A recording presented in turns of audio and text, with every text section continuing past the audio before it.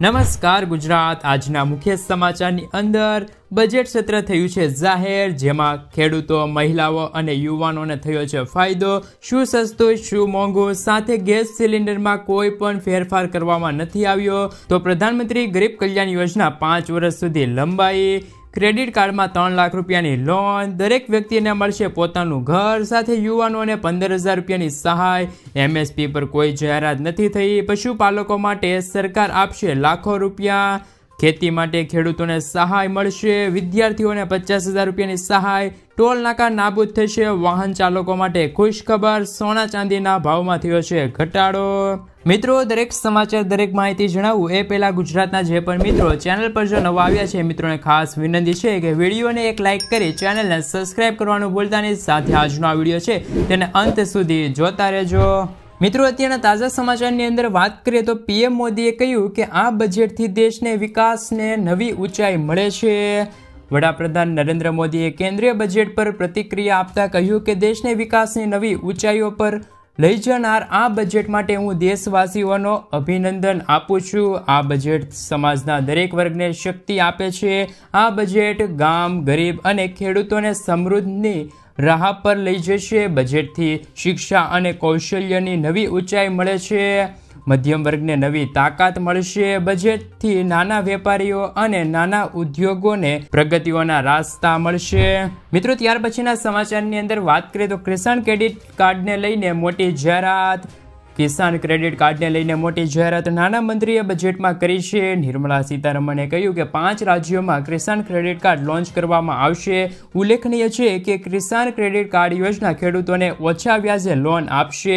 આ short term loan ખેડૂતોની નાણાકીય જરૂરિયાતોને પૂરી કરવા મદદ બનશે। આ યોજના અંતર્ગત ખેડૂતોને 4% દરે 3 લાખ રૂપિયા સુધીની લોન મળે છે। મિત્રો, આગળના સમાચારની અંદર વાત કરીએ તો મોદી સરકારના બજેટમાં ઉજ્જવલા યોજના વિશે શું જાણકારી આપી છે તેમના વિશે વાત કરીએ તો નાણાં મંત્રી નિર્મલા સીતારમણે મંગળવારે છે તે બજેટ રજૂ કર્યું। આ બજેટમાં ઉજ્જવલા યોજના અંગે કોઈ જાહેરાત કરવામાં નથી આવી, એટલે કે ગરીબ પરિવારોને LPG સિલિન્ડર પૂરી પાડતી ઉજ્જવલા યોજના માટેની ફાળવણી ફેબ્રુઆરીમાં રજૂ કરવામાં આવેલા વચગાળાના બજેટથી યથાવત રહેશે। આમાં કોઈ ફેરફાર કરવામાં નથી આવ્યો। મોદી સરકારે આ યોજના માટે 9,094 કરોડ રૂપિયાની ફાળવણી કરી દીધી છે। યોજનાની શરૂઆત સમયે તેનું લક્ષ્ય 50 મિલિયન એટલે કે 50 લાખ પરિવારોને આવરી લેવાનું હતું। જોકે આ બાદ લક્ષ્ય વધીને 80 મિલિયન કરવામાં આવ્યું છે। વડાપ્રધાન નરેન્દ્ર મોદીએ 10 મિલિયન વધારાના ગેસ કનેક્શન આપવા માટે ઓગસ્ટ 2021માં ઉજ્જવલા યોજના 2 લોન્ચ કરી હતી। મિત્રો, ત્યાર પછીના સમાચારની અંદર વાત કરીએ તો પ્રધાનમંત્રી ગરીબ કલ્યાણ યોજનાને 5 વર્ષ માટે લંબાવાઈ। નિર્મલા સીતારમણે કહ્યું કે આ બજેટ લક્ષ્યમાં ખેડૂતો, યુવાનો, ગરીબો અને મહિલાઓને લગતી યોજનાઓ પર ખાસ ભાર મુકાયો હતો। નાણાં મંત્રીએ ખેડૂતો માટે મુખ્ય પાકો માટે ઉચ્ચ ન્યૂનતમ ટેકાના ભાવની ઘોષણા કરી છે, જે ખર્ચને 50% માર્જિન વાયદાને અનુરૂપ છે। આ સાથે પ્રધાનમંત્રી ગરીબ કલ્યાણ યોજનાને 5 વર્ષ માટે લંબાવી દેવાની જાહેરાત કરી છે। નોંધનીય છે કે પ્રધાનમંત્રી ગરીબ કલ્યાણ યોજના અંતર્ગત અત્યારે 80 કરોડ લોકોને લાભ મળી રહ્યો છે।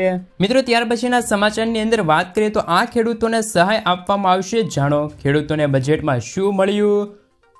તો મિત્રો, સૌપ્રથમ વાત કરીએ તો બજેટમાં પાક ઉત્પાદન વધારવા પર ધ્યાન કેન્દ્રિત કરવામાં આવ્યું છે। આગામી 2 વર્ષમાં 1 કરોડ ખેડૂતોને કુદરતી ખેતી માટે મદદ કરવામાં આવશે। બજેટમાં ખેડૂતોને શું મળ્યું તો નાણાં મંત્રી નિર્મલા સીતારમણે મંગળવારના રોજ 7મું બજેટ રજૂ કર્યું છે। નાણાં મંત્રી નિર્મલા સીતારમણે પોતાના બજેટમાં અનેક જાહેરાત કરી છે। બજેટમાં પાકનું ઉત્પાદન વધારવા માટે ધ્યાન આપવામાં આવ્યું છે। નાણાં મંત્રીએ કહ્યું કે પ્રાકૃતિક ખેતીને જોર આપવામાં આવશે। આગામી 2 વર્ષમાં 1 કરોડ ખેડૂતોને પ્રાકૃતિક ખેતી માટે મદદ કરવામાં આવશે। કઠોળ અને તેલીબિયાના પાકને આત્મનિર્ભર બનાવવા પર ફોકસ કરવામાં આવશે। સપ્લાય ચેનને સુધારવા માટે પણ કોલ્ડ સ્ટોરેજો શરૂ કરવામાં આવશે। દરેક વ્યક્તિને મળશે પોતાનું ઘર। નાણાં મંત્રી નિર્મલા સીતારમણે બજેટ 2024માં હાઉસિંગ સ્કીમને લઈને મોટી જાહેરાત કરી છે। કહ્યું કે PM આવાસ યોજના હેઠળ 3 કરોડ ઘરો નવા બનાવવામાં આવશે, તેમજ અર્બન હાઉસ પ્લાન હેઠળ વ્યાજમાં છૂટ આપવાની જાહેરાત કરી છે। નાણામંત્રીએ કહ્યું કે PMAY અર્બન હાઉસિંગ સ્કીમ 2.0 હેઠળ 10 લાખ કરોડ રૂપિયાનું એલાઇનમેન્ટ કરાશે. આગામી 5 વર્ષ દરમિયાન અર્બન હાઉસિંગ સ્કીમ માટે 2.2 લાખ કરોડ રૂપિયા એલાઇનમેન્ટની જાહેરાત કરવામાં આવી છે. મિત્રો, આગળના સમાચારની અંદર વાત કરીએ તો બજેટમાં હીરા ઉદ્યોગ ખુશ, ટેક્સટાઇલ્સ નાખુશ. કેન્દ્રીય બજેટમાં ગુજરાતના ઉદ્યોગ જગતને સમતોલ ગણવામાં આવ્યું છે, જેમાં બજેટથી MSME તેમજ હીરા ઉદ્યોગ ખુશ છે તો ખાસ કઈ જાહેરાત ના મળતા ટેક્સટાઇલ ઉદ્યોગ નાખુશ છે. આ તરફ પર્સનલ ટેક્સ અને GSTમાં રાહત મળતા ઉદ્યોગ સાથે જોડાયેલા લોકોને બજેટમાં સમતોલ ગણવામાં આવ્યા છે. સોના ચાંદી પર કસ્ટમ ડ્યુટી ઓછી કરતા વેપારીઓ પણ ખુશ જોવા મળ્યા છે. મિત્રો, બજેટ 2024-25માં કોને કોને લાભ મળશે? નાણામંત્રી નિર્મલા સીતારમણે કહ્યું કે વચગાળાના બજેટમાં ઉલ્લેખ કર્યા મુજબ આપણે 4 વિવિધ જાતિઓ, ગરીબો, મહિલાઓ, યુવાનો અને ખેડૂતો પર ધ્યાન કેન્દ્રિત કરવાની જરૂર છે. ખેડૂતો માટે અમે વચન પૂરું કરીને તમામ મુખ્ય પાકો માટે ઊંચા લઘુત્તમ ટેકાના ભાવની જાહેરાત કરી છે. PM ગરીબ કલ્યાણ અન્ન યોજનાના ખર્ચ પર ઓછામાં ઓછા 50% અને માર્જિન 5 વર્ષ માટે લંબાવવામાં આવ્યું છે, જેનાથી 80 કરોડ લોકોને પણ ફાયદો થયો છે. મિત્રો, MSP પર કોઈ જાહેરાત નથી કરવામાં આવી. ખેડૂતોની સૌથી મોટી માંગ MSPને લઈને બજેટમાં કોઈ જાહેરાત નથી કરવામાં આવી. નાણાપ્રધાન નિર્મલા સીતારમણે કહ્યું કે સરકારે 1 મહિના પહેલા લગભગ તમામ મુખ્ય પાકો પર MSP વધારવાની જાહેરાત કરી છે. આ ઉપરાંત ખેડૂતોને આપવામાં આવતી સન્માન નિધિમાં પણ વધારો કરવામાં નથી આવ્યો. આ માત્ર 6,000 રૂપિયા જ રહેશે. મિત્રો, આગળના સમાચારની અંદર વાત કરીએ તો મુદ્રા લોનની મર્યાદા 20 લાખ અને 3 કરોડ નવા આવાસ. બજેટમાં સરકારે મુદ્રા લોન અંગે મોટી જાહેરાત કરી છે. મુદ્રા લોનની મહત્તમ રકમ 10 લાખ રૂપિયાથી વધારીને 20 લાખ રૂપિયા કરવામાં આવી છે. આ સિવાય નાણામંત્રીએ પ્રધાનમંત્રી આવાસ યોજનામાં મોટી ભેટ આપી છે.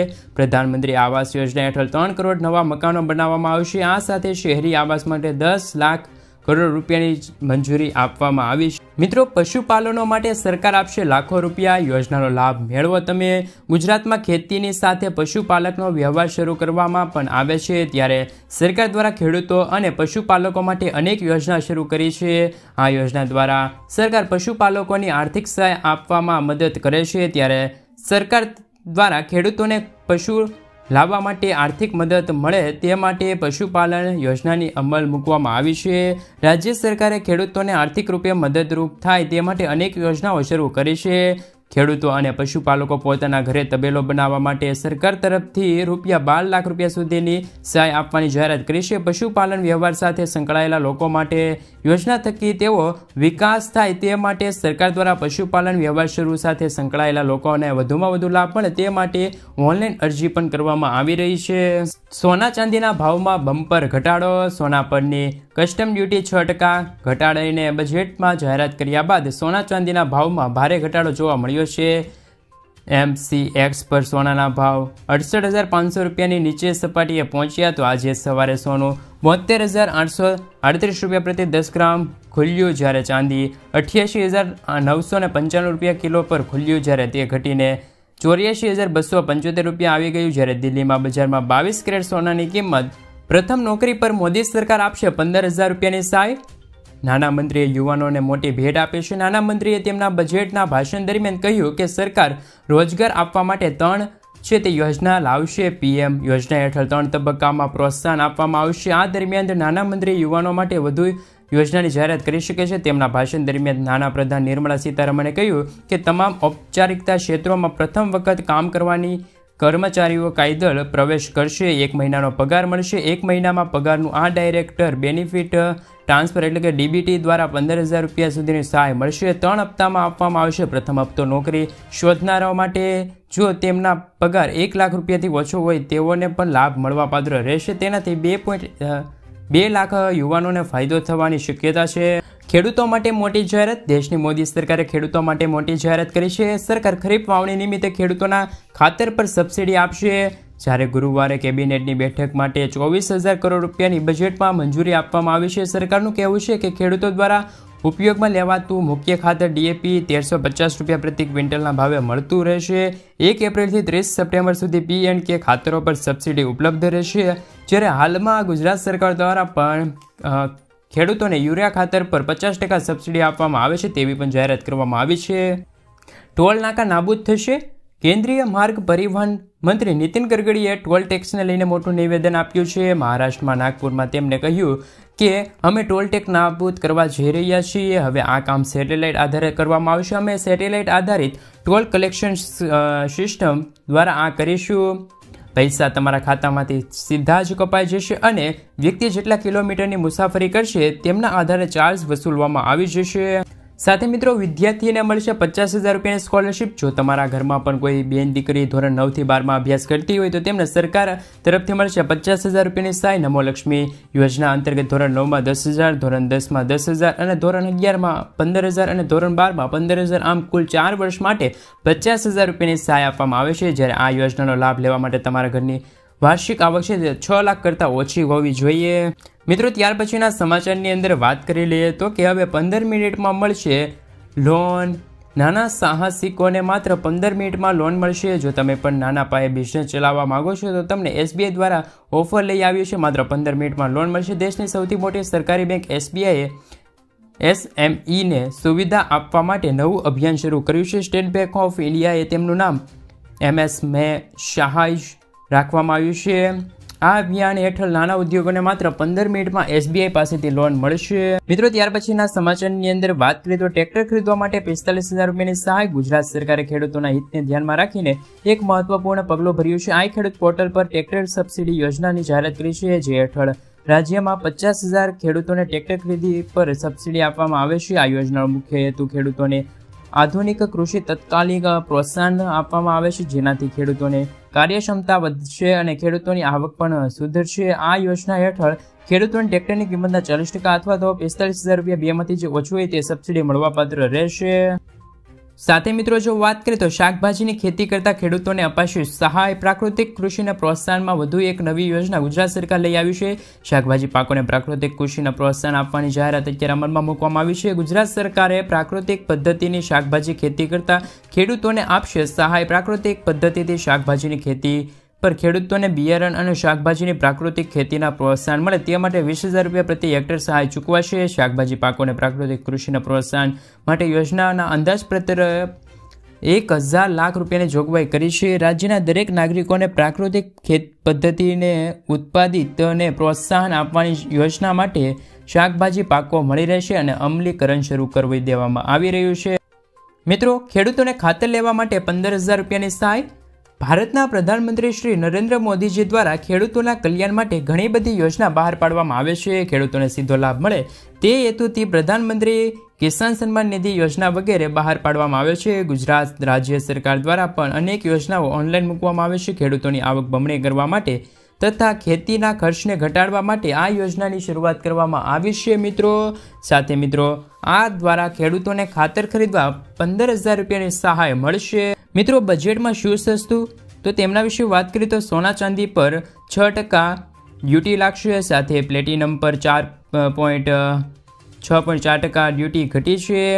સાથે કેન્સરની 3 દવાઓ સસ્તી. મોબાઈલ ફોન અને ચાર્જર પર 15%નો ઘટાડો મહત્વપૂર્ણ છે. તે 25 ખનિજો પરની કમ્યુનિટી ડ્યુટી પણ નાબૂદ થશે. માછલી ખોરાક, ચામડીની વસ્તુઓ, ચામડાના ચંપલ, પર્સ સસ્તા. રાસાયણિક પેટ્રોલિયમિક સસ્તી.